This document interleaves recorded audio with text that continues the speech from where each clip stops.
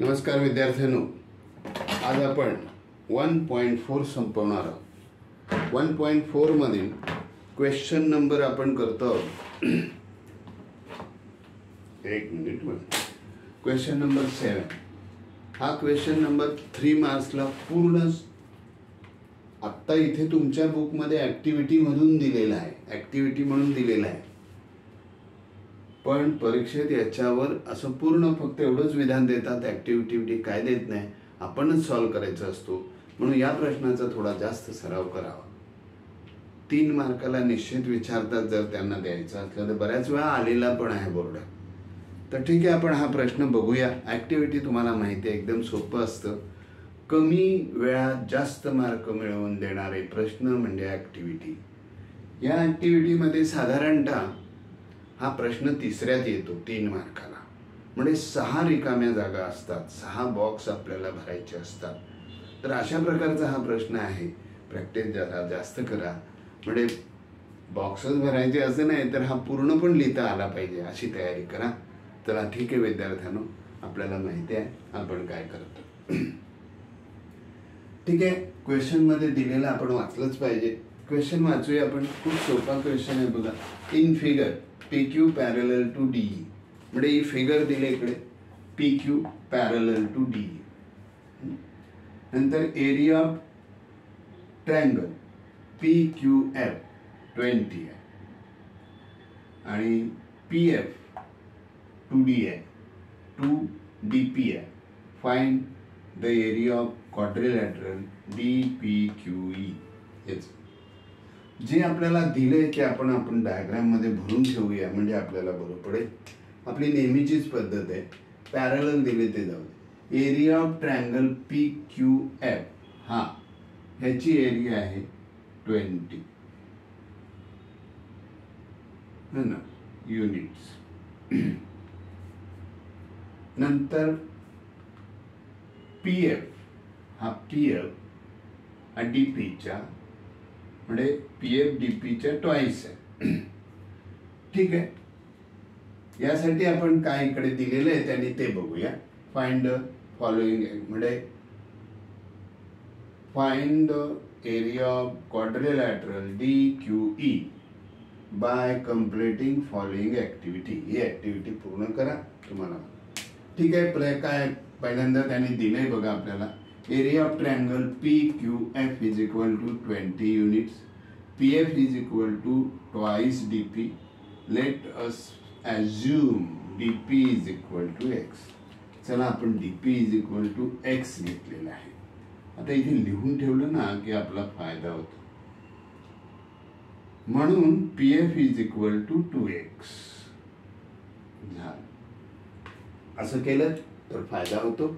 म्हणजे नाहीतरी काय, भूमिती जॉमेट्री हा सब्जेक्ट असा आहे की बघून लिहायचं. Look and write. डायग्राम मध्ये बघा, माझं भरलेलं आहे त्याच्याप्रमाणे करा. चला जास्त वेळ नाही घालत तर आपण सुरुवात करूया. त्यांनी पहिल्यांदा असं सांगितलंय DF इज इक्वल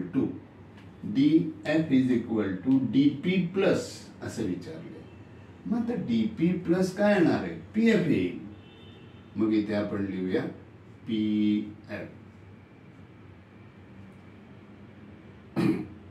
बरं, मग आता डीपीचं व्हॅल्यू काय? डीपीची लिहिलेलं काय मेजर आहे ते भरा, X. PFचं काय आहे? 2X.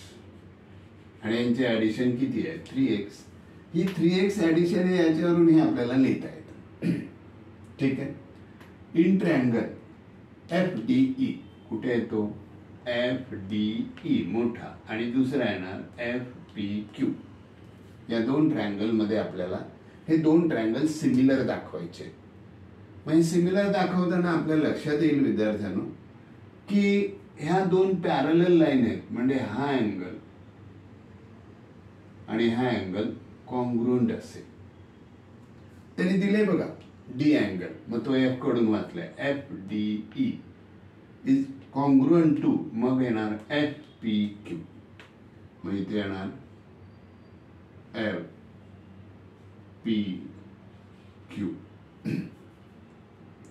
तसंच मग त्याने काय इथे सांगितलंय, हा E अँगल दिलाय. E बघा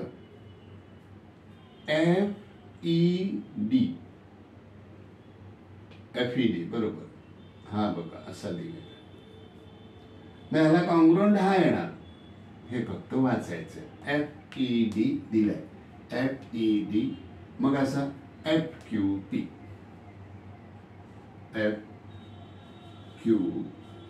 करस्पॉन्डिंग अँगल कॉन्ग्रुएंट असतात. ठीक आहे. मग झालं. मग या दोन ट्रायंगल मध्ये ह्या अँगलच्या टू पेअर्स कॉन्ग्रुएंट आहेत, म्हणजे या दोन जोड्या कॉन्ग्रुएंट आहेत, म्हणून हे दोन्ही ट्रायंगल सिमिलर झालं, त्यांनी दिलेलंच आहे. आता त्यांनी काय केलंय की इथे ते म्हणताय ट्रायंगल FDE आणि ट्रायंगल FPQ यामध्ये आपल्याला त्यांनी काय करायचंय, इथे मला वाटते x असायला हवं, 2x. ठीक आहे, बघूया आपण. मग इथे काय येणार बघा, FE घेतलंय ते, FE इथे येणार FE, कारण बघा ना ती FD येणार, सॉरी FD येणार, 3x आहे ना, FD घेऊया. FD स्क्वेअर येईल, कारण हे सिमिलर ट्रायंगल आहे, एरिया ऑफ रेशो येतो इकडे स्क्वेअर. मग FD स्क्वेअर आला तर FP पण स्क्वेअर येणार. FD किती आहे बघा, FD 2x + x म्हणजे 3x लिहिलेलाच आहे त्यांनी, आणि FP किती आहे बघा 2x, हे दिलेलं आहे. यावरून पण आपल्याला इथे सांगता येईल 3x कोण आहे ते. झालं, या दोन झाल्या. आता आपल्याला त्यांनी केलं काय, एरिया ऑफ ट्रायंगल EDF किंवा FDE, हा मोठा ट्रायंगल FDE, ह्याची एरिया म्हणजे इथे बघा, ह्याच्यात त्यांनी काय केलेलं आहे की आपल्याला ह्याचं ठेवलेलं आहे, FDE ठेवलं आणि याला इकडे नेले, ह्याला फक्त इकडे नेले, तसं तिकडे आहे इथे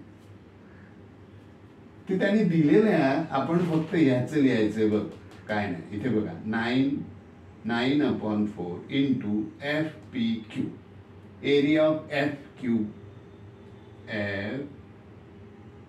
FPQ दिलेली आहे एरिया ही, म्हणजे इथे आपण 20 लिहिणार. हे जे आहे याचे मेजर भरायचे आहेत बस, दुसरं काय नाही. आणि मग इंटू इकडे काय येईल, इज इक्वल टू येते. मग येणार 4 1 जा 4 5 जा, म्हणजे इथे 5 असं झाले ते बेटा आपल्याला 9/4 इंटू 20 आहे. 4 × 4 4 × 25 9 × 5 45 4 5 जा 50 5 9 जा 45 5 9 45 झालं. आता बघा FDE ह्याची एरिया किती आले 45. ह्याची एरिया किती आहे, त्याची एरिया तुम्हाला दिलेली आहे 20 दिलेली आहे, म्हणजेच इथे आला 25. झालं, संपलं. अशा प्रकारे हा प्रश्न आपला संपतोय.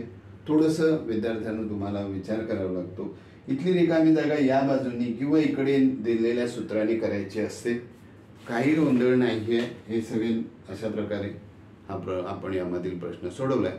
याच्यावर एक पुस्तकाच्या बाहेरचा प्रश्न 1.4 मध्ये आलेला आहे, तो उद्या करून आपण याचं दी एंड करूया. म्हणजे आतापर्यंत मी तुम्हाला सिमिलॅरिटीवर बघा, ratio of areas of 2 triangle ह्याचे 7 व्हिडिओ दिलेले आहेत, आणि याचे पण 7 झाले.